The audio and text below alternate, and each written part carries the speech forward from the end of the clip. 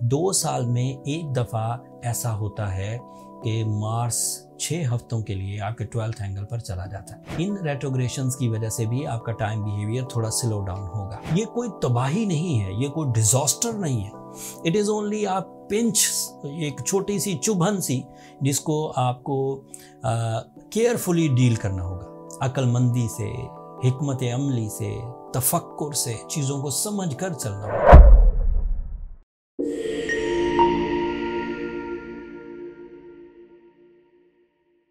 अस्सलाम वालेकुम स्कॉर्पियोज, मैं हारिस अज़मी प्रोफेशनल एस्ट्रोलॉजर आपकी खिदमत में हाजिर हूँ इस हफ्ते की एस्ट्रोलॉजिकल रिसर्चेस के साथ।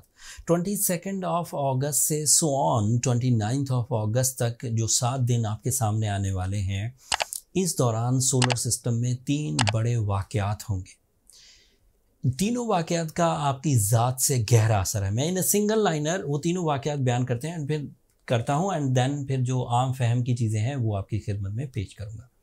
आपका रूलिंग प्लैनेट मार्स 27 अगस्त को आपके 12th एंगल पर चला जाएगा। 2 साल में एक दफ़ा ऐसा होता है कि मार्स 6 हफ्तों के लिए आपके 12th एंगल पर चला जाता है। That is a weak position, but बहरहाल अब उसको आपकी सलाहियतों, उसको आपको फेस करना होगा, आपको डिपेंड अपनी सलाहियतों पे करना होगा। तफसील अभी बयान करूँगा। दूसरी भी खबर कोई इतनी अच्छी नहीं है। मरकरी रेट्रोग्रेड हो जाएगा आपके लिए आपके 11th एंगल पर। मरकरी रेट्रोग्रेड 23 को होगा। वीनस ऑलरेडी रेट्रोग्रेड चल रहा है, सैटर्न रेट्रोग्रेड चल रहा है, यूरेनस रेट्रोग्रेड चल रहा है। इन रेट्रोग्रेशंस की वजह से भी आपका टाइम बिहेवियर थोड़ा स्लो डाउन होगा।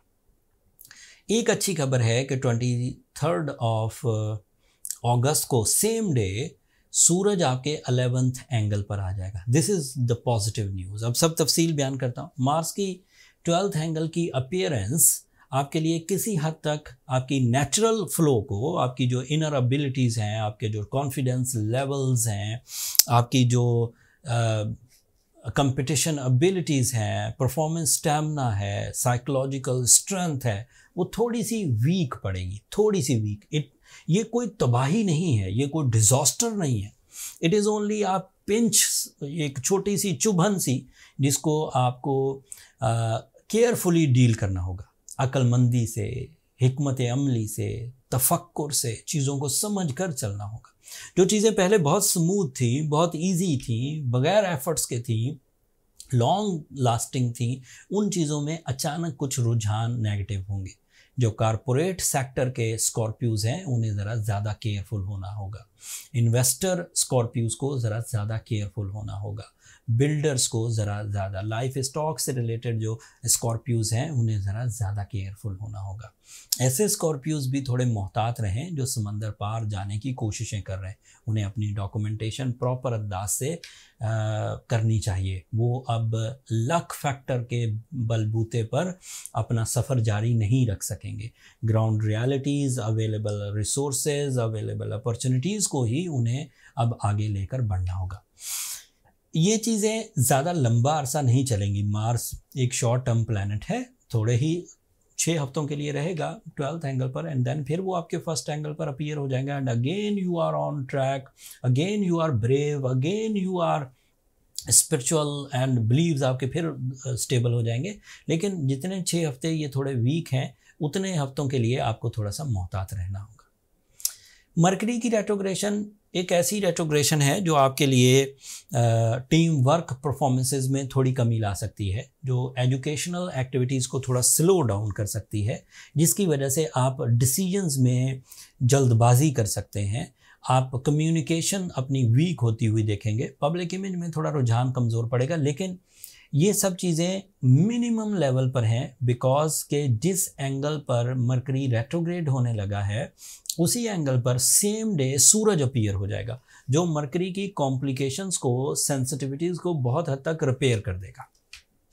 तो मरकरी को आप ऐसा ही समझें कि वो एक इवेंट है, आपको ज़्यादा तंग नहीं करेगा, आपको ज़्यादा डैमेज नहीं दे पाएगा। जबकि सूरज आपके 11th एंगल पर आने के बाद 23 अगस्त को आपकी लीडरशिप क्वालिटी सस्टेन करेगी, जो मार्स की कमियों को भी पूरा कर देगी, जो वीनस की कमियों को भी पूरा कर देगी, जो मरकरी की कमियों को भी पूरा कर देगी। लेकिन ऐसा सब स्कॉर्पियोज के साथ नहीं होगा। कुछ स्कॉर्पियोज इस दौरान मूड स्विंग का सामना करेंगे, कुछ स्कॉर्पियोज इस वक्त ड्राई नेचर की तरफ बढ़ने लगेंगे। ये सब 27 अगस्त के बाद होगा। लेकिन अगर आप अकल से काम लें, या कुछ रेमेडीज़ भी मैं जो मेरे एक्सपीरियंस बेस्ड प्रिस्क्रिप्शंस हैं वो भी एंड पर मैं आपके हवाले करूँगा, अगर आप उसे लेकर चलें तो मामलात इंशाल्लाह कंट्रोल में रहेंगे। जो चीज़ें पॉजिटिव हैं उनमें आपके लिए सूरज की पोजीशन 11th एंगल पर टीम वर्क के लिए, कैरियर के लिए, डिसीजंस के लिए ये आपको फेवर करेगी।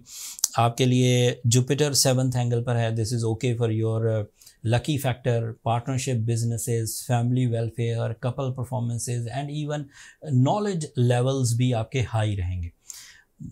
मरकरी की रेट्रोग्रेशन या मार्स की कमज़ोरियाँ आपको तालीमी सरगर्मियों में जो स्लो डाउन कर सकती थी वो जुपिटर संभाल लेगा। आपकी जो फितरत में कमज़ोरी आ सकती थी वो आपका सन सूरज संभाल लेगा। सो उम्मीद है कि कुछ चीज़ें अच्छी और कुछ चीज़ें कमज़ोर, मिला जुला रुझान रहेगा।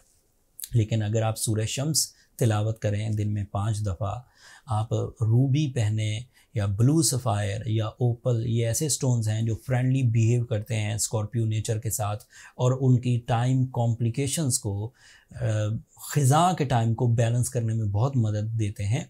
अगर ये 2 रेमेडीज़ परफॉर्म कर ली जाएं तो मामलात स्मूथली आगे बढ़ते जाएंगे और ये जो शॉर्ट टर्म प्लैनेट्स रेट्रोग्रेड हैं जल्दी ही इंशाल्लाह ठीक होकर आप दोबारा ट्रैकफुल हो जाएंगे। कोई कमी ज़्यादा हो जाए, कॉम्प्लिकेशन ज़्यादा बढ़ने लग जाएं, हेल्थ क्राइसिस या रिलेशनशिप ट्रबल्स आ जाएं, तो फिर ज़्यादा टाइम इस एवरेज रेमेडी पर सर्फ ना करें, फिर अपनी पर्सनल कैलकुलेशंस की तरफ जाएं। Personal calculation birth chart calculations को कहते हैं, जिससे ये बात फाइंड आउट हो जाती है कि आपका जो सेंसिटिव एरियाज़ हैं वो कितनी सिवियर या कितने हाई डैमेज क्रिएट कर रहा है और उन्हें कैसे रिपेयर किया जा सकता है। पर्सनल कैलकुलेशंस के लिए हमें आपका नाम, date, time and place of birth चाहिए होता है, and that is enough for the calculation. Number ये नीचे चलते रहते हैं, आप इन पर रब्ता करके अपने लिए टाइम ले सकते हैं, बट वो फ्री फोरम नहीं है स्कॉर्पियोज। कुछ दिनों पहले तक, पिछले हफ्ते तक मैं ही आपको अच्छी खबरें सुनाता रहा, थोड़ा क्लू देता रहा। अब प्लैनेटरी पोजीशन थोड़ी सी आपकी मुखालफत में जा रही है, इससे सिर्फ टाइम बिहेवियर्स बदलेंगे। टाइम बिहेवियर्स बदलने का मतलब ये है कि सलाहियतों में कोई कमी नहीं आएगी, आपको अपनी सलाहियतों पर डिपेंड करते हुए टाइम बिहेवियर्स को बीट करना है, शिकस्त देना है।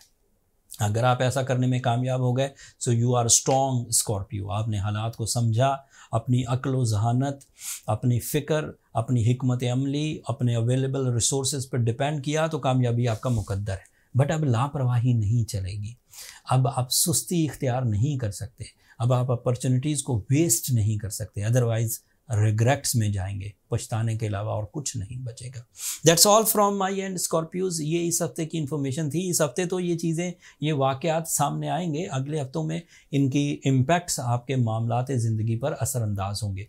मौका मिलेगा फिर तफसील उधर भी बयान करूँगा। अगर कोई चीज़ मैं मिस कर गया हूँ तो कमेंट्स में इजहार कर दीजिएगा, कोशिश करूँगा कमेंट्स में ही उसका जवाब दे दूँ या फिर अगले वीडियोज़ में उसे टॉपिक की शक्ल देते हुए एक्सप्लेन करूँ।